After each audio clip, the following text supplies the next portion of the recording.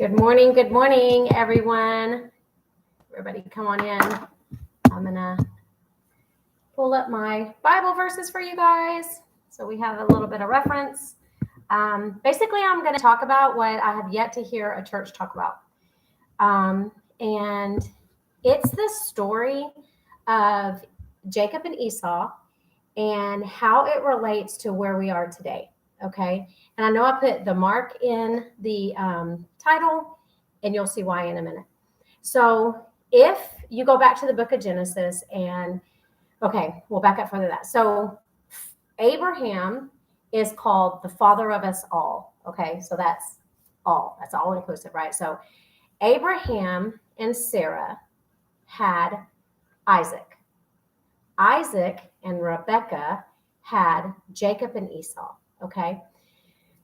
So that is in the Old Testament. In the New Testament, in Romans 9, it is talking where God says, Jacob I have loved, Esau I have hated. So it's kind of hard to hear that God hates somebody, but that's what he said. And if he said it, that's just the way it is. That's just the way it is. So if we back all the way up to the story in Genesis about Jacob and Esau, if you remember, Esau was born first, Jacob was born second, and Jacob came out like holding his heel, remember? And so this goes on to today. It's just been forgotten because I guess the Western world, we've made it where everything needs to be all fair. But it's never been fair. It was never fair in the Old Testament. But that's whatever. So anyway, the firstborn really gets a double portion. The firstborn male gets a double portion of all of the blessings. So Esau would have received that double portion of the blessings, and Jacob would have received blessings, but Esau would have gotten more because Esau was born first, okay? But if you remember all the way down in Romans, God said, Jacob I have loved and Esau I have hated. So you're like, wow, God's hating a firstborn? And which is just very interesting. And so when they were born, Rebekah was told that Esau would serve Jacob. Well, that's out of order too, because Esau was first and Jacob would be serving Esau in that time. And so, but it was said that Esau would serve Jacob. Fast forward to these boys turning about 15 years old, because they're twins, right? And so Esau was a hunter of the field, and Jacob was like a keeper of the shepherd, like kind of like herbs and kind of things like that, right? And Esau was the hunter. Esau, they're 15. Esau comes in from hunting, and Jacob is in there, we call it the kitchen now, but Jacob's in, and he's cooking, and he's making this big stew or whatever. And Esau is very hungry. He's famished, and he says to Jacob, his brother, give me some of that food. And Jacob says to him, sell me your birthright. And Esau replies and says, well, what good is my birthright going to do me if I'm going to starve to death? So he sells his birthright to Jacob. Some of y'all have already caught on to what's going on right now when you can apply it to right now. So Esau sold his birthright to Jacob. Okay.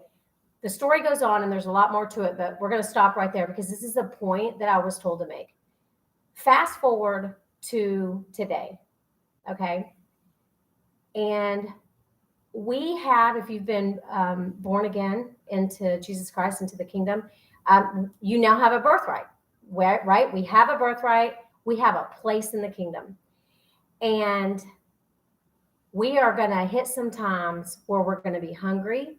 We're going to be starving. There's going to be a famine. Our children, that's probably harder to think than anything, is to watch your children starve to death. Because it's going to happen, because it's in the Bible. I mean, you can't, if you're going to want to argue with somebody, take it up with the Lord, because that's just what he said.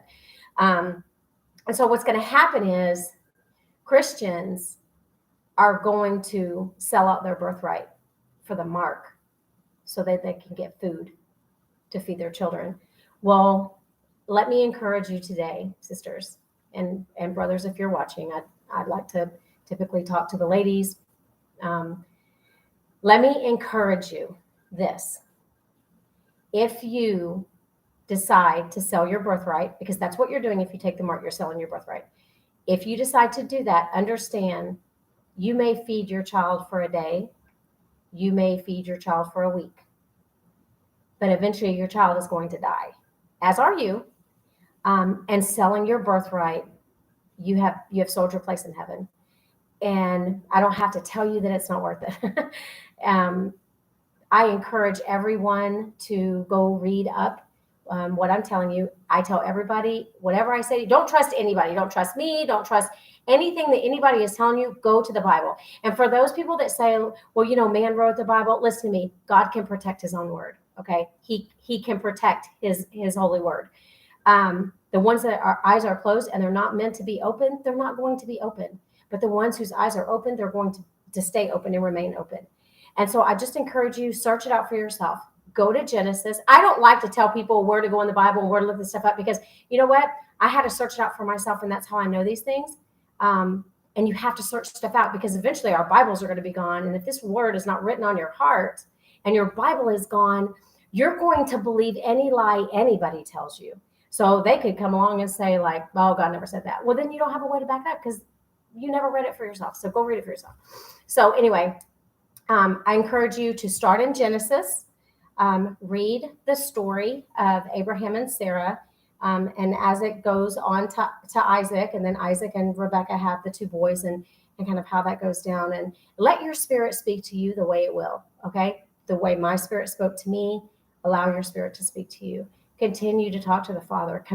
Continue to pray that the blessed hope will come and we will be rescued out of here quickly.